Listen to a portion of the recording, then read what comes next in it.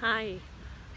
So after the last webinar that I did in Norwegian, I've had some inquiries about the last stages, what comes after what I call the liberation process. And of course that is where we all want to go and where we all want to reside at some point. And the reason why the webinar was basically mostly about the awakening to a new reality, and also the healing process and the purging and everything that needs to happen before you can start to create from the heart.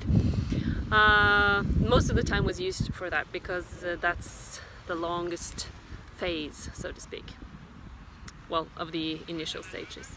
So, but I thought maybe I should just talk a little bit about the manifestation, or materialization as I call it, because that is when you actually have gone through all the stages before, and many people, including myself, are very impatient in the early stages because it's not a comfortable place to be in, and that's why you, as soon as possible, want to get out of it to create what you do want.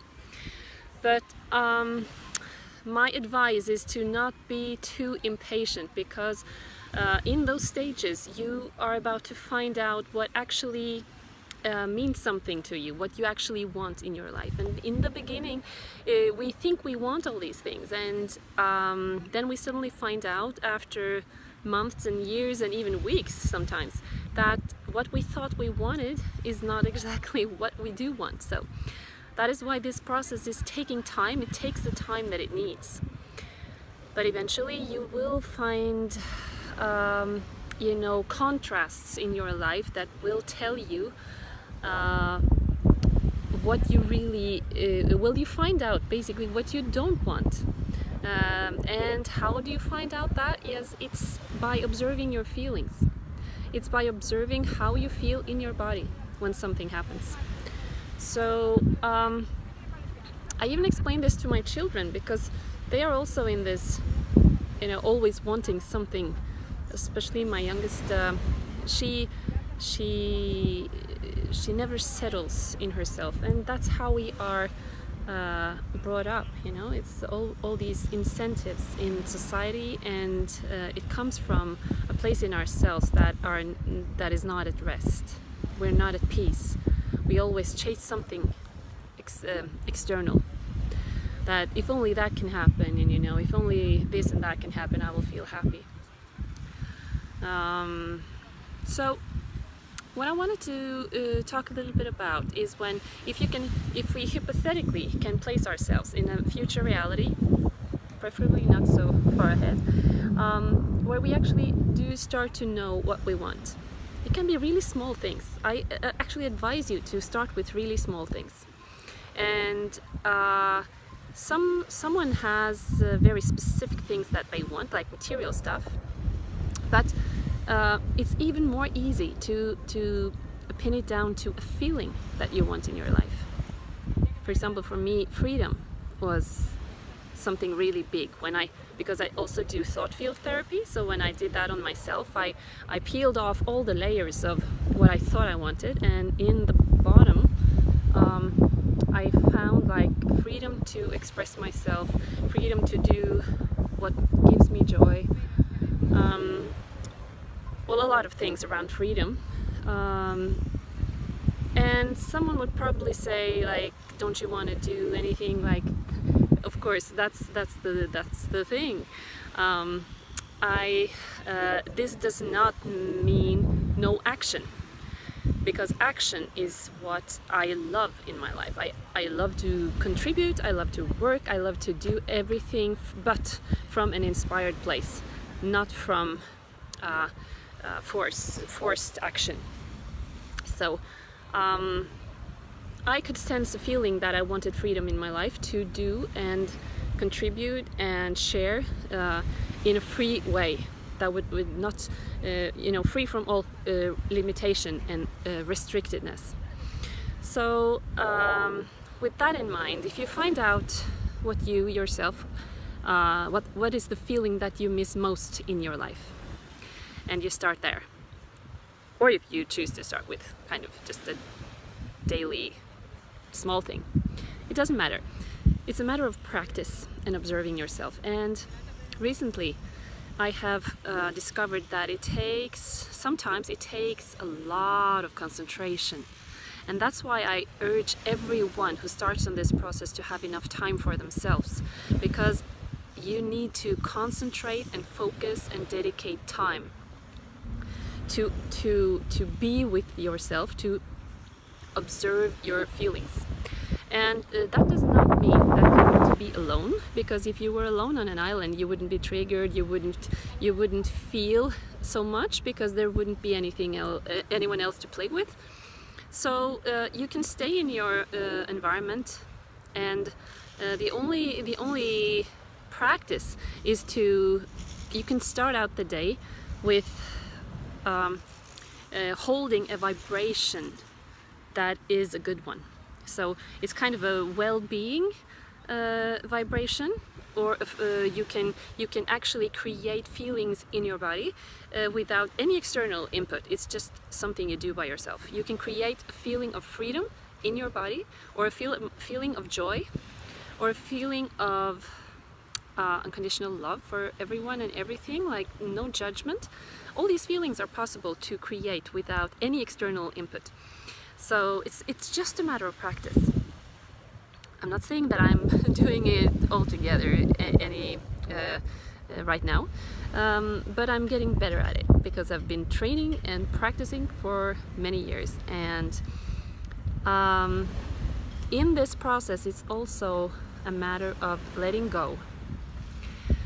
The art of letting go is almost a premise to make this what we call like the law of attraction or the manifestation process. For it to work, you have to lose resistance, because if you are in a resistance mode, you will not be able to receive what is already there for you. So I got a question on YouTube yesterday. You can all look into it if you wanna check it out. But basically, it was about manifestation, and I was explaining really short about why we think that we're not able to manifest. But the thing is, we're manifesting all the time.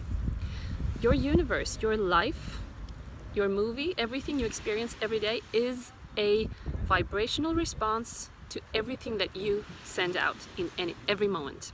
So your whole life, you have created yourself. Of course, often unconsciously. We often don't know what we're doing.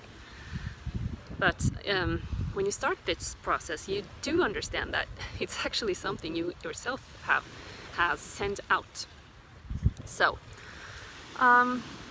if you start by noticing every pattern you have, lack patterns, victim patterns, limiting patterns, limiting beliefs, then you will see that you are actually manifesting everything. If you observe yourself and you see that you have a lot of things in your life that you don't really appreciate, look into your patterns. What are you telling yourself? What is your self-talk? Because this is where the key is. And a lot of people are working with affirmations, and that's a really good thing. The only problem with affirmations is that if you put out a positive affirmation, for example, I am extremely rich, or I am a millionaire, or I am really happy, when you're unhappy, your mind is not believing this, and your soul is not, you don't feel this in your body.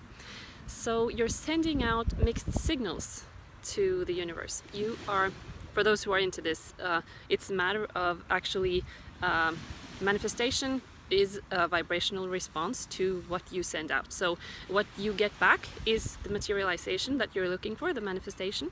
So the thing is that if people want to learn how to create consciously their own lives, that's why I'm making this video.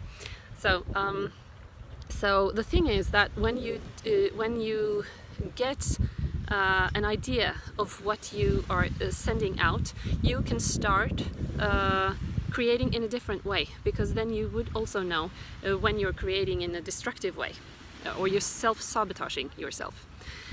So if I say that I'm really happy when I'm not, I will create a feeling that I want to be happy, but I don't believe it. You know, because all the thoughts that I have about my life, for example, is not coherent with my mental structure of what I need to be happy. So if I'm in a really unhappy place, my mental structures are limiting me from actually creating the belief that I can be happy. So that's the problem that I have, well, the challenge that I've bumped into with affirmations. So that's why I want you to, or I invite you to actually practice on raising your vibration first. I mean, that's what my work, human liberation, is all about. It's about raising our collective consciousness, and that means our vibration. So if you go into this with only one target or one purpose, and that is to raise your own vibration, because when you have got your energy in place, you can do anything. So work on your physical vibration, your mental structures, everything, your belief patterns, everything that makes you emit anything into this world. And then you can start on practicing active, conscious creation from the heart. So, to be crystal clear, work with your physical vibration, get your physical vibration up, so that you will be able to hold a high vibration, and then I mean the feeling in your body that it is not coming from lack, limitation, anger, shame, grief, all those low, high density feelings. If you get your body, if you get a hold of your vibration, you will be able to create from a place that is able to tune in to what you're asking for. Because you're asking for a very high vibrational reality, which is to be happy. And if your body is holding a really, really low vibration, your body is not able to tune into that frequency. So you need to help your body lift its vibration so you can actually tune into it. Because when you're asking for something, the universe actually answers you in the quantum field immediately. So there's no gap in time and space. It's only about you not being able to tuning into it. So it's always available. It's just a matter, the time lag that we experience from when we put out an intention and to when we experience that we actually have it in our physical world. It is just an illusion. It's just you needing to wait until you have your own vibration high enough to actually tune into it. But it's there, waiting, lying there for you at any moment to tap into. Okay, so I hope that was a bit helpful. A little bit all over the place, but if you have questions, just put it in the comments field and we can continue discussing it. Have a beautiful day. I will stop by just turning the camera around and show you where the beautiful spot that I'm sitting on right now. We have some amazing days down here in Palma. It's about 24 degrees, but still this great, it's not so humid, so it's so beautiful. So I'm gonna turn around and have a great day.